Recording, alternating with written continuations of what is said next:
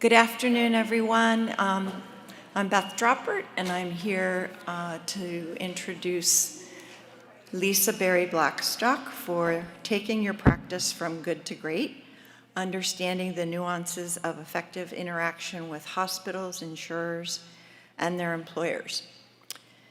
So Lisa's the founder of Soul Sherpa Healthcare Advocacy Services.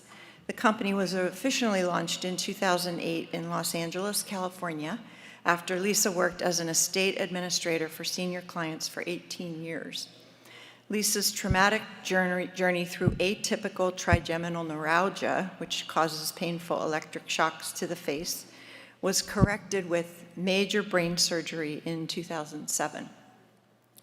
Fighting several misdiagnoses, mistreatments, and an insurance company unwilling to cover necessary and appropriate care, Lisa launched Soul Sherpa, which assists clients of all ages nationally to navigate the complex healthcare system.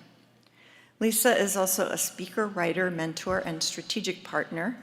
The media, television, radio, and print regard her as a subject matter expert in the field of patient advocacy, as do we. That's why she's here today.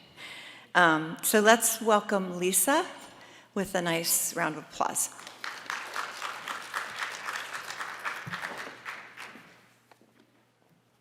Thank you, Beth. I want to make sure, can everybody hear me okay? I don't want to be too close.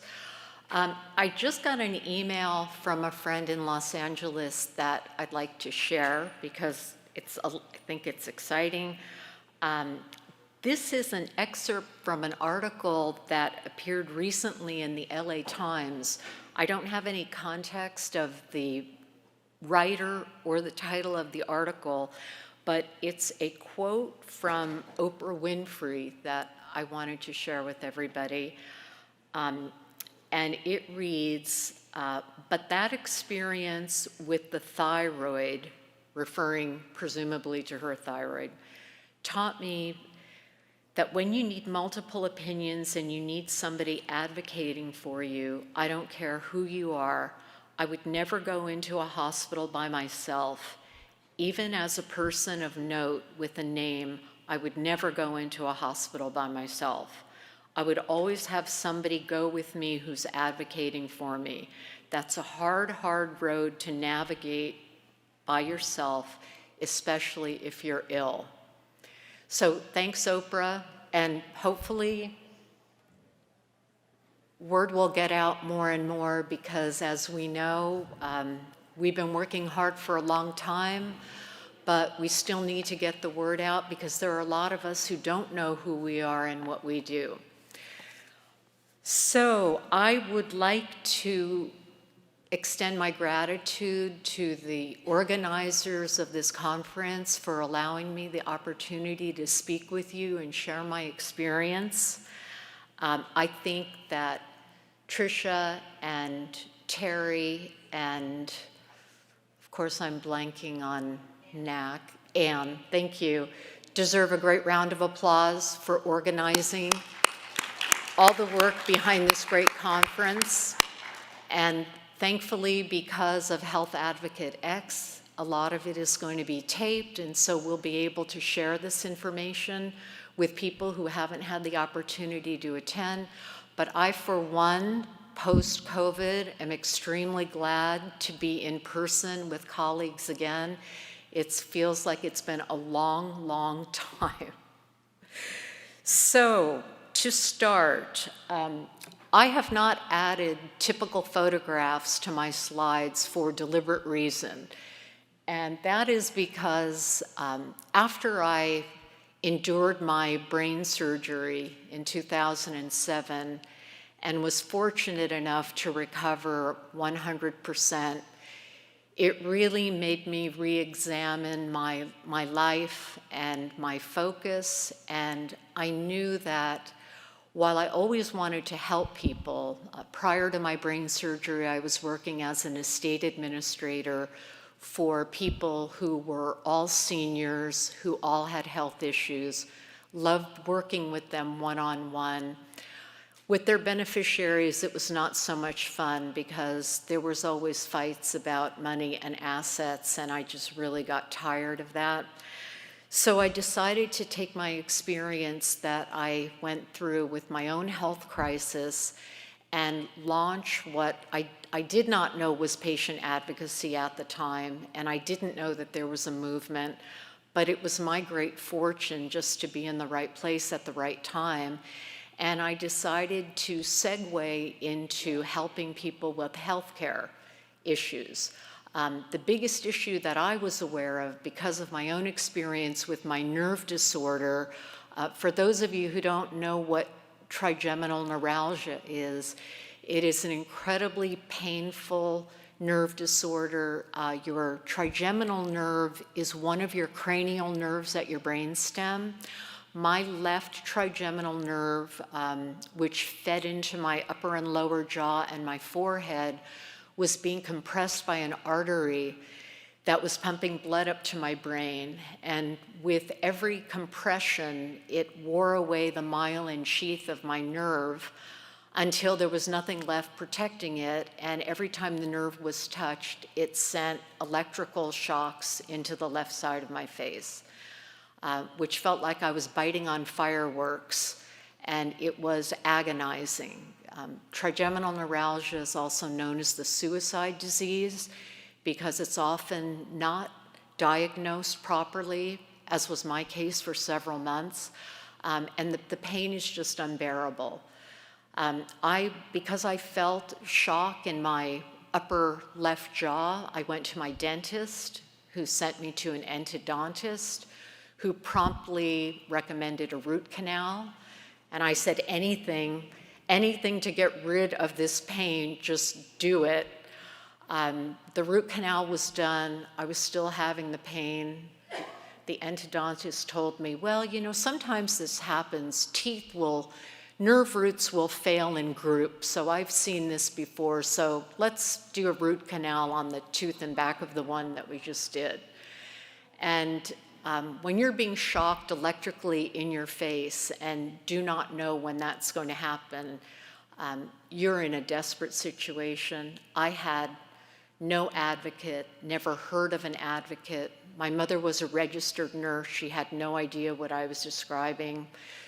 So fast forward 5 root canals later and 1 permanent tooth pulled, I was still in agony.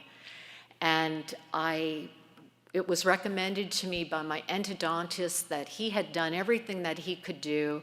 My dentist concurred, and they suggested that I go talk to somebody about something that I was probably repressing and needed to work that through. So I'm a high-altitude mountain climber. I know pain. I can endure pain. And this was not anything that I was imagining. So I was literally on my knees, unable to work, and doing research that I could do on my own. And I found out that the UCLA School of Dentistry had a faculty practice called the Oral Facial Pain Clinic. And it was there 3 months after my first symptoms began that I felt like I finally had reached a place that could help me. And I went to attend my first appointment with a teaching professor at the School of Dentistry at UCLA, Dr. Robert Merrill, to whom I owe my life, because I could have been one of those people who contemplated suicide if my pain did not subside. I had no life. I could not get out of bed. It was horrible. But he was able to identify within the first 10 minutes of my first visit what was wrong with me. I thought that was great until he told me I needed brain surgery to correct it. I didn't think that was so great. Then my insurance company decided to push back, and this was pre-ACA. This was in 2007. And say, no, we're not covering the neurosurgeon that your diagnosing doctor has recommended. He's out of network. Well, I couldn't find any neurosurgeon in network who understood what the procedure was that I needed, microvascular decompression of my left trigeminal nerve.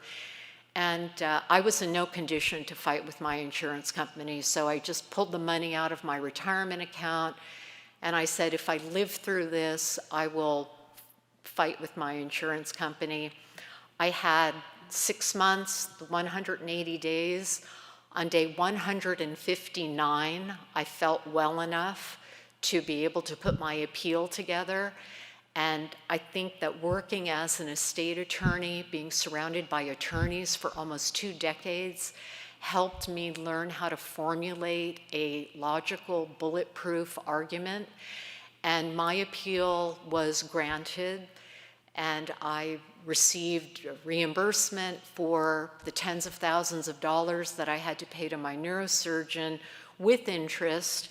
And my neurosurgeon asked me if I would be willing to help any of his other patients, because none of them had ever won on appeal, which I thought was just deplorable. So I said, absolutely, I'd be more than happy to help these people and send them my way. Word spread, doctors' offices, families. So there were so many people coming to me before I knew it. I had to choose which business I wanted to go with. And I had done my stint in estate administration and could really see the pitfalls of wealth and how most people don't know how to handle money, especially people who stand to inherit it, who have done nothing to earn it. And I really wanted to transition out of that arena. And this door opened. At that time when I decided to become a patient advocate, I did not know the name Tricia Torrey. I didn't know the names of Elizabeth Schuler, people who were actively involved on a broader scale than I ever have been. And it was such a relief. I think it was in 2011 or 12 when I first found out about them and their respective groups. And it felt great to have a community of colleagues to work with, because I had pretty much been making it up as I went along and just going by the seat of my pants.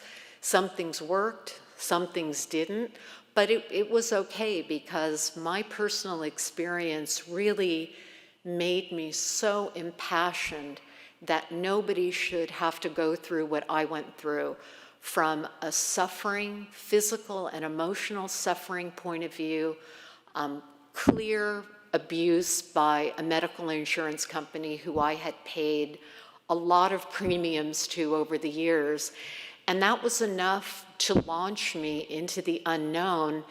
And my rationale, I wasn't really afraid of failing. I said, if I fail, I can always go back to being an estate administrator. But I had no idea that the passage of the ACA was coming in 2010, and no idea how so many people would be affected by the healthcare system.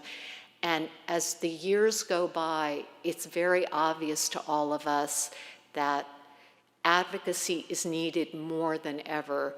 And now that we've got Oprah Winfrey quoted in the LA Times talking about how even her with her great name would never go into a hospital alone, I know that we're on the right track, and I know that things are only going to get better, in more demand, and there's plenty of room for lots more advocates.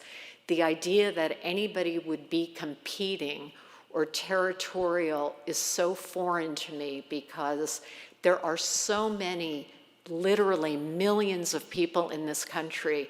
There are only about 1,000 of us, as I understand it right now. There's no way that anybody should feel competition. Collaboration and help and support and mentoring are hugely needed, and I try to do my part because I consider myself very lucky to have survived a major surgery that always had the chance that it wouldn't turn out so well. So I'm very grateful for that. So what I've learned over these many years of working as a patient advocate is that there are no firmly set rules, and everybody can be great. You can be more than just good at what you do.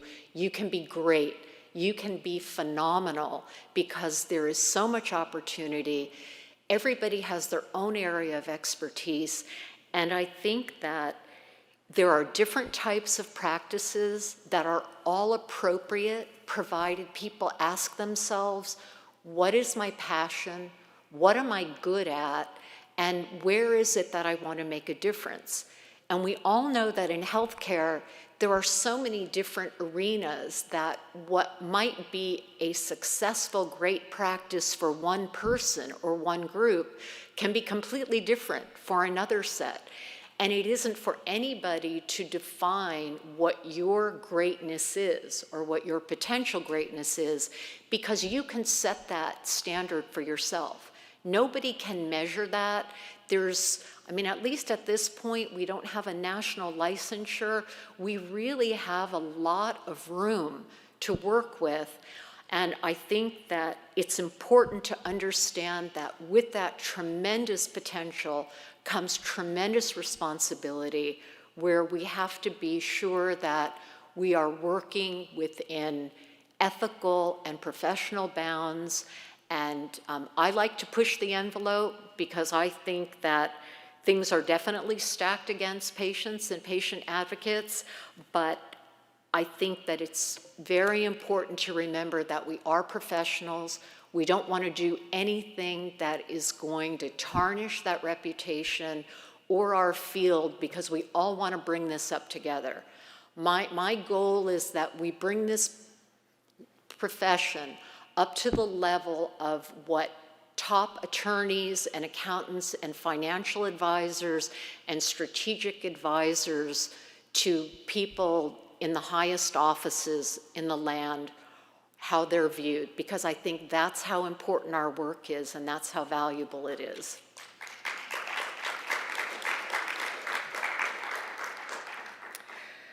So one thing that I have learned in the course of my practice is that there is an unspoken art form of dealing with hospitals, medical insurers, and the people who work for them.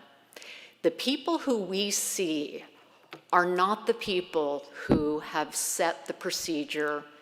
Those people are like the Wizard of Oz. They are little people hiding behind a curtain who don't want anybody to see them. I have learned through trial and error that there is a way to penetrate that curtain, find those little people and hold them responsible and not let them be able to ignore you. It's very easy to be tempted to lash out and feel frustration at case managers and nurses and therapists and doctors who are only following the contracts that they're employed under.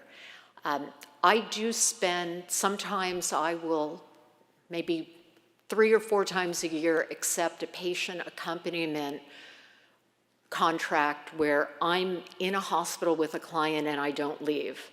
I've learned to sleep very well in a hospital. Up until 2 years ago, my family and I were living in Los Angeles full time. The pandemic prompted us to get out of Los Angeles, to move back to Reno, where I spent a lot of time growing up and where I have family.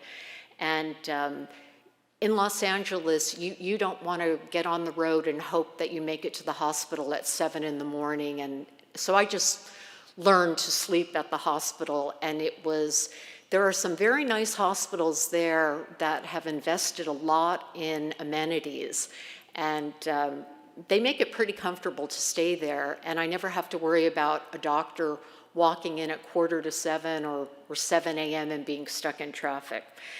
So I'd like to share some of the art forms that I've learned that have been widely influenced by my background being around attorneys And I've learned not to be so afraid of them. And I have learned some techniques that hopefully will help you think about as you develop your practices. If these might be things that are helpful to you, if they are, that's great. If they're not, that's fine. It's just we all have our own different experiences. And I've been very fortunate to have a successful practice, incredibly rewarding on a human standpoint, but also financially. And I don't believe that those two are mutually exclusive. I don't think there is anything wrong at all with making a ton of money. There are great things that you can do with your money while you're alive. Having worked as an estate administrator, one thing that my clients taught me is don't leave anybody any money because they're only going to fight over it. So I think there are a lot of charities. I do a lot of pro bono work for people who can't afford it. I will work on a sliding scale with people, but people who can afford my fee, I think I'm worth it, and I want them to pay, and they're almost always extremely satisfied, and it allows me to help other people. So for inspiration, because this work can be so intense, I deliberately decided that each of my slides was going to have some kind of inspiration and relief that I seek on a daily basis.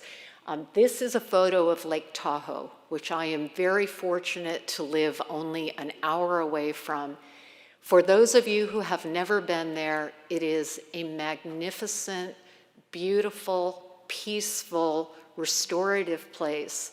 And I go up there every chance I get to kayak, to hike, to just sit on a pier and recharge my batteries. It's extremely important to take time for yourself because this work can be so demanding. So this is one of several slides that will just give you a little bit of insight in how I attempt to keep my balance and still be able to move forward as an advocate and fight really hard for my clients. Okay, I clicked it the right way. Okay, so I have no formal medical background. I have no formal legal background. I applied to college as a pre-med. I decided after the first year that if I was going to become a doctor, there was no way I was going to have any kind of personal life because I am just not that naturally intelligent to be able to be a pre-med among a bunch of competitive students. So I dropped out of that, always concerned about connecting with people and wanting to help people, but I ended up majoring in journalism and political science. So as all of my friends at school said, what are you going to do with a degree like that? I said, I have no idea, but I don't want to go to medical school, I don't want to go to law school, and I don't want to go to business school. So I'm a constant source of frustration to my husband, who is an engineer and a planner and believes in business plans and know your next step before you take the next step. That's not my path, but it's worked out just fine. So my biggest challenge is leveraging time. Keeping my life very simple is incredibly important to me because of what I went through with brain surgery. I deliberately work out of a home office. I deliberately do not want employees. I deliberately want to be around my dogs. I deliberately will only go out 2 days a week for appointments, and the rest of the time I'm in my home office working on insurance appeals, medical billing negotiation, Zoom meetings helping people with advanced care planning, and there's lots of things that you can do at home. So if I had to go out consecutive days back to back to an office, it would burn me out, and I just don't have that kind of stamina. So it's important for me to leverage my time, and one thing that I have learned, in addition to wanting to help more people, free up more time, and still provide quality of work is to stay off the telephone. I do not call insurance companies. I do not call hospitals. I think that customer service centers are a waste of time. We're talking to people who are an obstruction to what we want to accomplish. They are not well trained. They are not well paid. And I think that they serve as a block. So I completely bypass them. And I've been able to get done what I need to get done. So for those of you, I mean, there are some people who love going to the office, some people who love going out. I need more downtime, and I find that when I'm in my office at home, even though I'm working pretty hard, it's still not that intense. It's pretty relaxing. Okay, next slide. Okay, so this is a photo of Mount Whitney, which is the highest mountain in the contiguous 48 United States. It's located in Lone Pine, California. It's 14,496 feet tall. And with the encouragement of my husband, I have hiked this mountain and down in a single day 3 times. I grew up outside of New York City. I didn't know what hiking was. And the fact that I've been able to do this has really instilled a love of walking and hiking in me. And I have 2 Aussies who love to walk and hike, so it works out great for all of us. I have had to learn to really manage my time carefully so I can do my work well, help as many people as possible, get as much of an income as possible so I can help other people, including my family. And what I've learned when it comes to requesting medical records, I mean, we all know the private health information release that hospitals have us sign. And we can fax it in, we can mail it in, and they have, depending upon the city and the state where you are, 2 to 4 weeks to be able to get you information. Well, I don't have 2 to 4 weeks to wait. So what I do is I go to the hospital with my release, with photo ID of my client, and if they're still hospitalized, I go to see the charge nurse. If they've already been discharged, I go to the medical billing records office. I tell them who I am, I give them what I need, and I said, I need these records right now. And I'm happy to sit and I'm happy to wait. And when they know that you're sitting and you're waiting and you're busy on your computer doing other things and you're not going to berate them, it's amazing how quickly those records can be produced. When I am in a hospital room with a client who is hospitalized, I treat the nurses and everyone, I try to be very respectful. They will let me take screenshots off of their computer of the information that I need.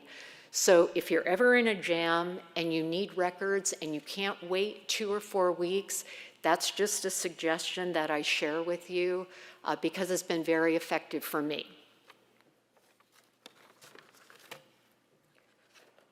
Okay, these are a group of little bunnies who decided to be born into this world in my backyard around Easter time. So I like going out there to see them. I don't know how much longer they're going to last, but I love animals in general. They give me a lot of joy. They seem to cooperate with each other pretty well and make me wonder why humans can't cooperate with each other as well as they seem to be able to do. When it comes to things like medical insurance appeals, requests for pre-authorizations, I already talked about the calling, best approaches, and getting things in signature.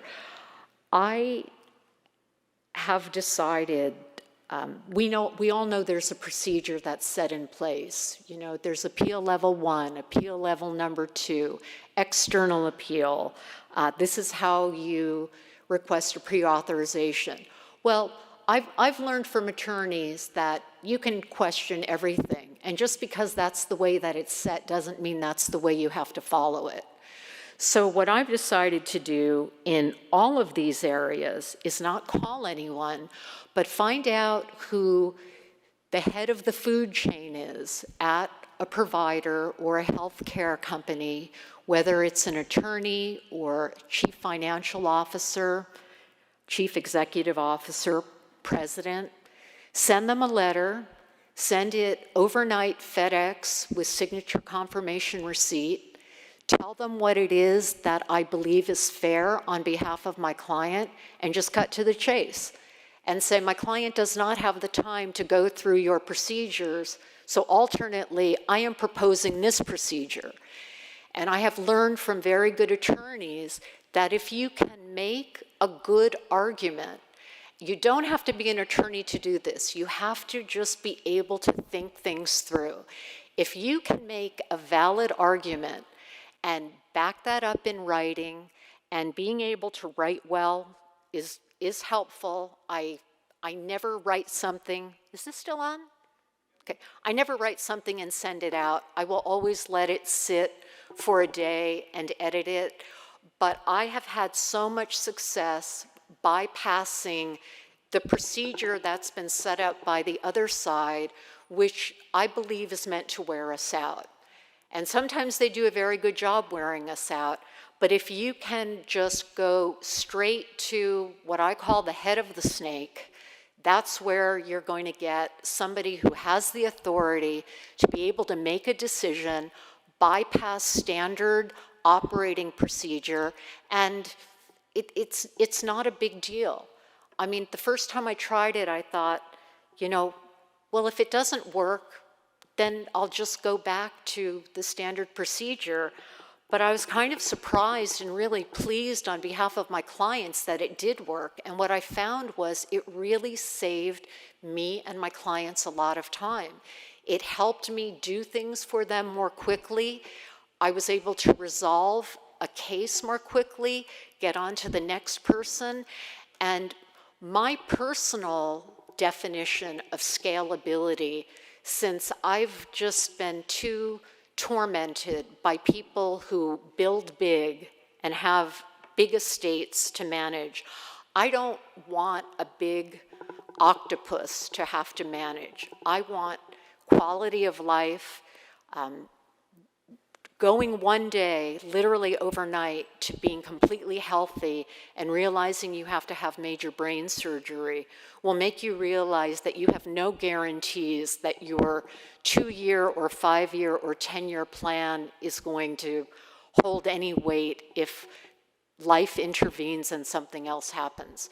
So my definition of scalability for myself, and this is for everybody to determine what's right for them, I want to be as efficient as possible, make as much money as possible, and help as many people as possible. And that, to me, is success. And I have time to devote to my family, to my health, my own health, my garden, and also I'm also a hospice and palliative care counselor, and I offer a lot of that work on a volunteer basis. Next slide. And I haven't been saying you can do it, but I deliberately am highlighting this in red because I know you can do it. If I can do it with a liberal arts background, no formal training, my startup money was a $10,000 cash advance on a credit card in 1990, the worst way to borrow money. Anybody can do this. You just really have to look into yourself, know what's right for you. There's all different kinds of business models, but everyone is unique, and everybody deserves to achieve their success their way, and it is possible. So while there are always guidelines that we have, don't be afraid to veer outside the lines, because there's lots of room for people outside the lines. This particular joy is about ice cream. I love ice cream, and I eat ice cream a lot. This is Lily, who was at an alumni function at a football game, and she just so wonderfully captured the joy of eating ice cream. I couldn't resist with her picture. So this slide, I want to talk about media context. I started, and I think everybody should be realistic, you have to start very small with media. I started with a local weekly news rag that was dropped into the driveway of my neighborhood, how many years ago? 15 years ago. But it's amazing how once Google picks that up, your name gets around, and before you know it, you will be contacted by bigger state, regional, and national media people. As Tricia has told us before, and for those of you who haven't heard this, Tricia has always warned, and I think rightly so, about being cautious before you go to the media to have a story. Thank you. Okay, because I can't hear myself. The media has the ability to tell a story any way they want, but I employ media in a different way. What I have found is that if I'm not able to get somebody who represents the head of the snake of an organization to be reasonable, I will call in a media contact with the permission of my client. A HIPAA release is needed, and all that I'm asking for is that media contact who has the permission of my client with the HIPAA release, just call the CEO of an insurance company or a hospital and just ask a few questions. And I can promise you that with that one brief 1 to 2 minute phone call, the next day magical things can happen because people do not like bad publicity. And I think that there's no media contact too small who you can rely on to help you get what you need. Knowing how to use leverage is so important. We're dealing with people who run a healthcare system who have put profit as the bottom line among human lives. And in my book, they are fair game for anything. If they're going to take that position and they're going to collect 6 or 7 figures a year and hide behind a curtain, I'm going to go after them any way I can in a professional manner. And that has proven to be very successful. So you don't necessarily want media contacts to write a story because the odds of that happening are very low. But media contacts will scare the hell out of people who don't want to be exposed.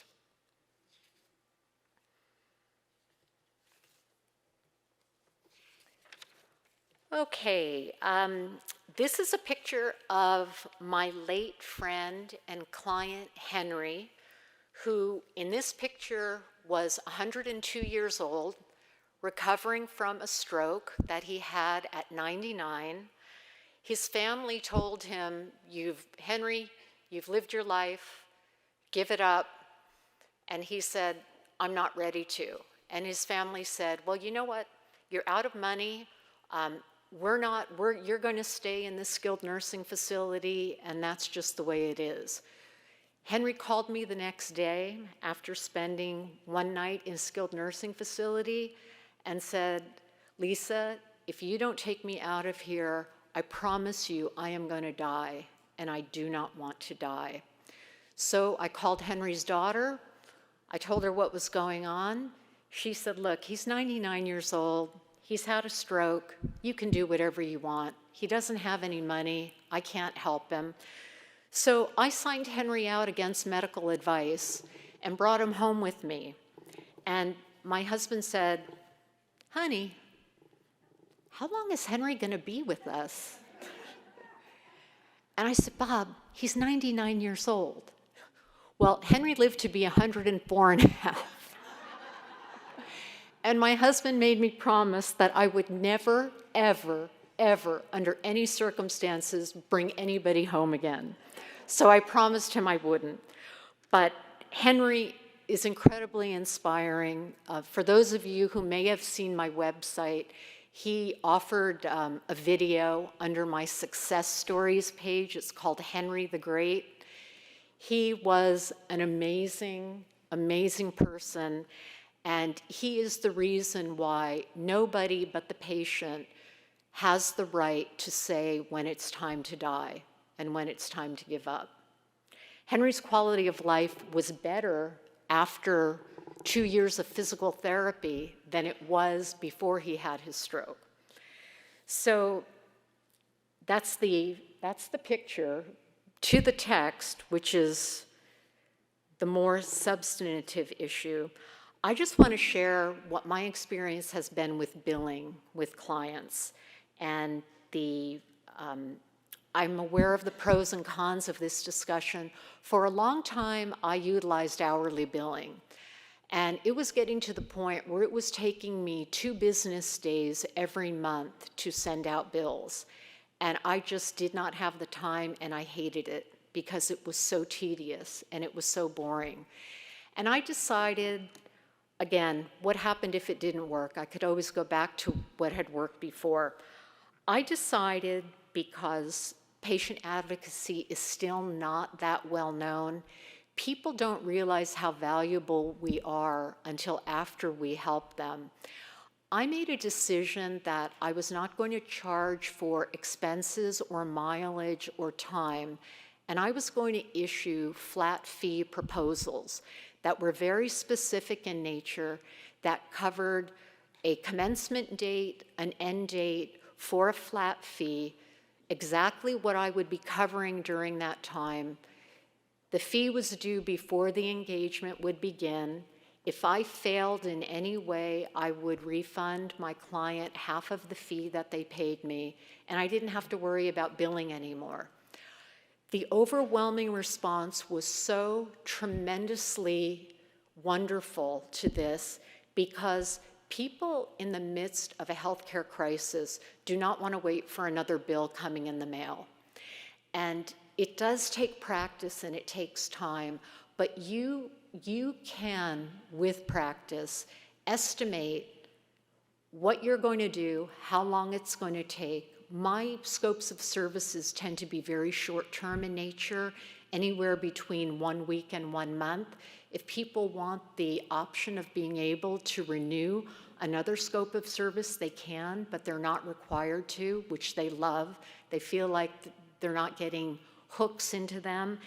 And I just want to share that that is also an option for people to consider. It has freed up a lot of time for me, and I can count on one hand over decades the number of times that I've had to reimburse half of my fee. In general, people are so grateful. I do try to go above and beyond. I am never not available to talk to them, and they don't have to worry about getting a bill because they've spoken with me.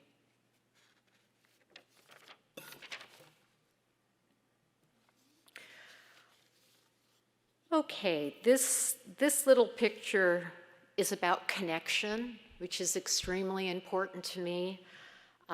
Being a palliative and hospice care counselor, as well as a patient advocate, it's all about connection. If I didn't have that, I wouldn't be in this line of work. I would be lousy in a corporation because there's no authentic connection there. And I love the connection that my work provides for me. I've learned an awful lot from estate attorneys, as I've said before. I've had a lot of people tell me, you should have been an attorney. A lot of people with insurance companies and hospitals ask me if I'm an attorney. But I tell them no. I've been around attorneys. I think thinking logically, understanding how the system is set up, understanding how it works in reality, and understanding what my goal is and being extremely driven to get there as quickly as I can primarily for the benefit of somebody who's suffering, whether it's from an unbearable medical bill or a terminal diagnosis or a misdiagnosis that they can't figure out. I really want to connect fully with that situation and accomplish the goal that I've been hired to accomplish. There are so many things that I've learned you can do without being an attorney that I've incorporated as a standard document with the standard HIPAA releases that we all need. I ask clients for a limited power of attorney. You do not have to be an attorney to have one. Every state has one. It's very different from a general power of attorney. A limited power of attorney narrows the scope of what action you can take on behalf of your client. And I make mine very specific because I find that when I contact attorneys and CFOs and CEOs, when they see a HIPAA release along with a limited power of attorney, that there's something about the law that just makes people scared. I don't know what it is. There's something about getting a legal document from someone that seems to make people take you seriously. And I have found that it's a very helpful thing. And I just briefly want to share a story about a great success that I was recently able to achieve on behalf of a woman in Utah who contacted me on January 2nd when I was still up at Lake Tahoe on New Year's vacation. I had helped a friend of hers several years before with a medical bill, someone who I had never met. And the woman who called me said, "My friend Robin told me that you helped her, and I don't know if you deal with life insurance policies, but this is my situation. I'm 52 years old. My husband was 54, and he dropped dead of a heart attack. We have 3 children. A few months before he died, he took out a life insurance policy, and the insurance company denied my claim. And the basis that they used was my husband committed material omissions on his life insurance application. And she could not find an attorney in Utah who would help her. She filed a complaint with the state insurance commissioner, who simply responded with a 1-paragraph form letter that said, "It seems as though the insurance company's forms are in order and your husband made material omissions on his application, so there's nothing we can do to help you. Thank you very much."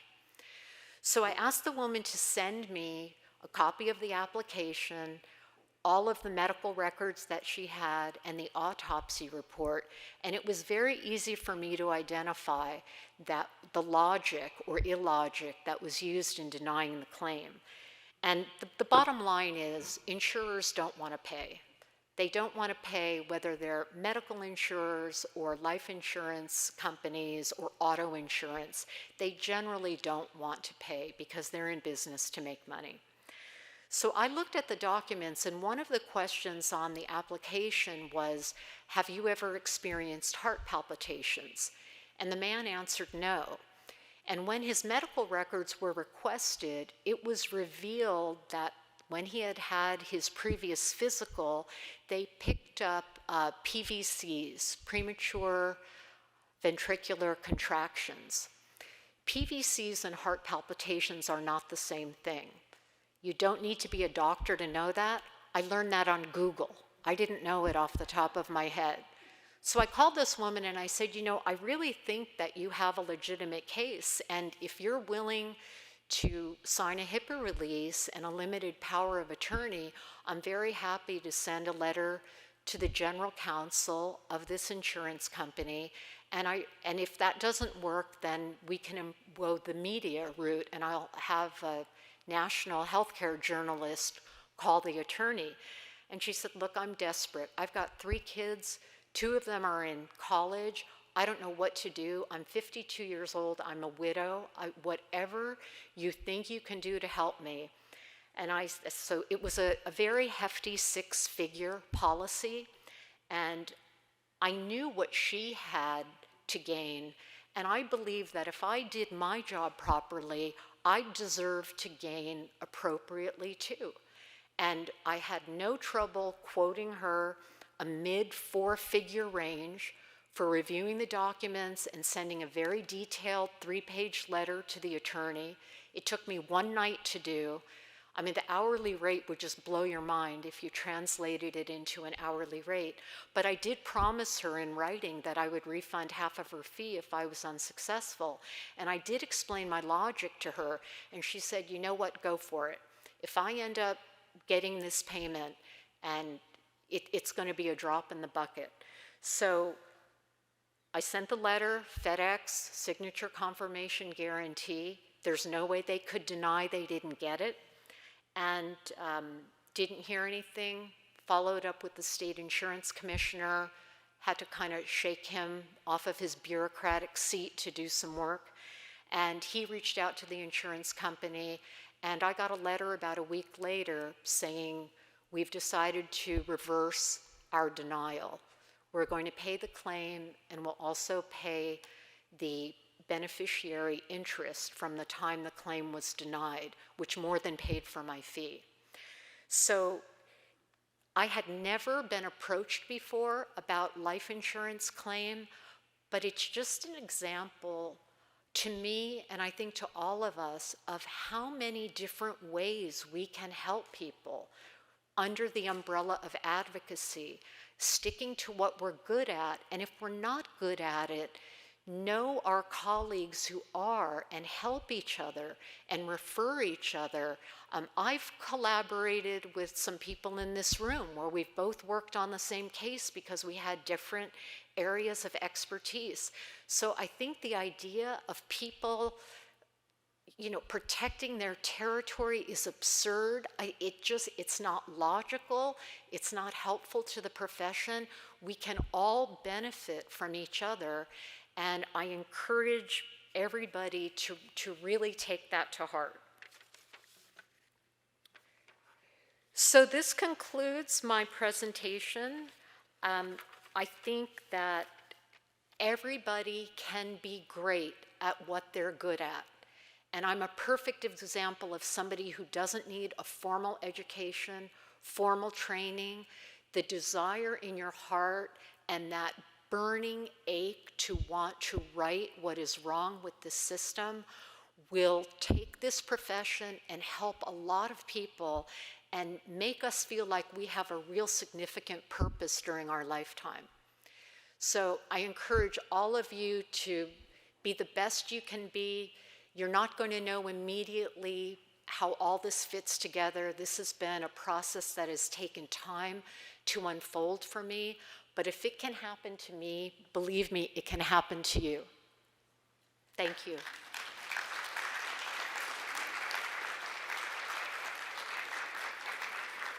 Okay, if anybody has any questions.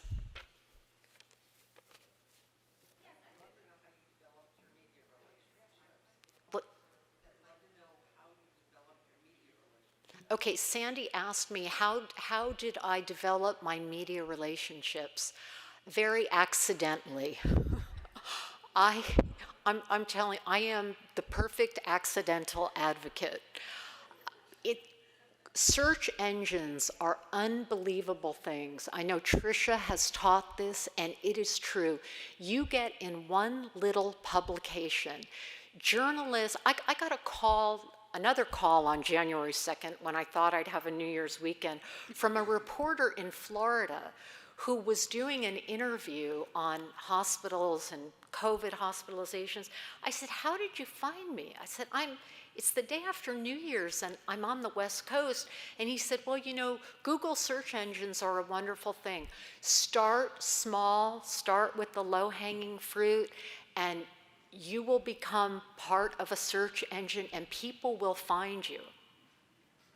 And no media contact is too small. Hey. Hi. How you doing? So I just wanted to know if you did the review for the lady with the life insurance for free before you decided to take her on as a client. I did. I have a policy where as everybody pretty much offers that standard initial 20-minute consultation. If it's a case where I really don't know the answer, I feel ethically and professionally obligated to know what I'm talking about, but I build that time into my fee. So the 45 minutes that it took me, I mean, the questionnaire was 12 questions. And you know, when you're looking at medical records, you get really good at flipping through and getting to what you need. So I bill for everything, but I build it into my fee. If I feel that I need to do more research before I can give someone an honest, reliable answer, I will do that. Yeah, so you do have a questionnaire that you have them fill out in order. No, I just talk to them.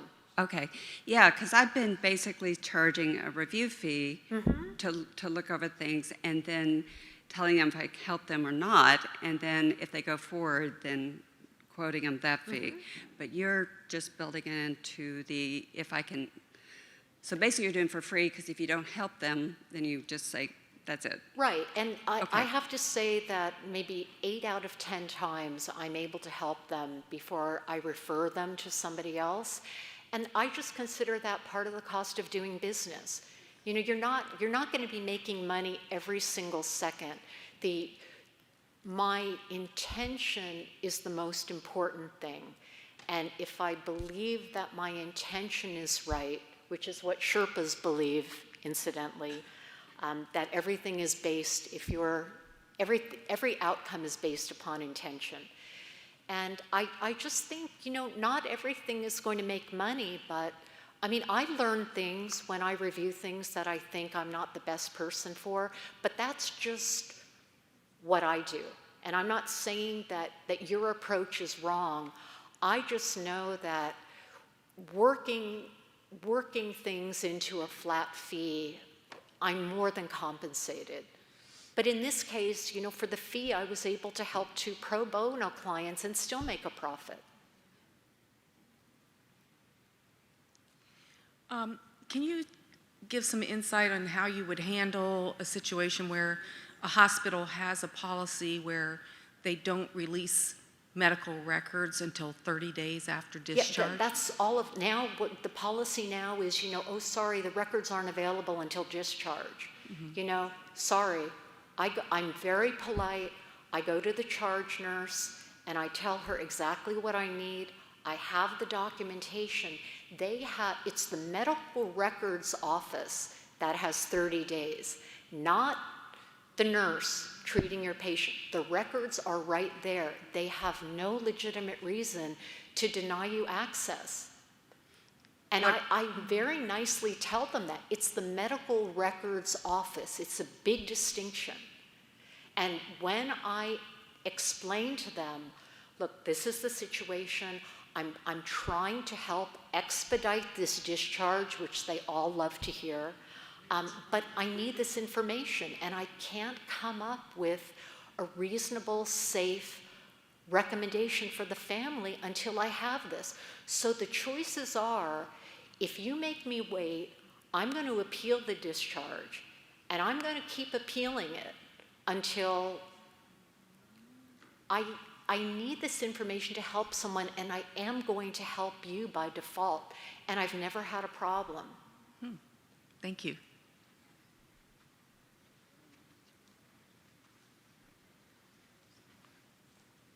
Hi, I have a question regarding your advanced care planning. What does that consist of? Do you give financial, is it financial included in there, or is this more like advanced directives? Advanced care planning relates to healthcare, strictly healthcare. So I help people with advanced healthcare directives. I give them the opportunity to know about a POLST or a MOLST because I don't know any state attorneys that talk about that, and I think that that document is extremely important.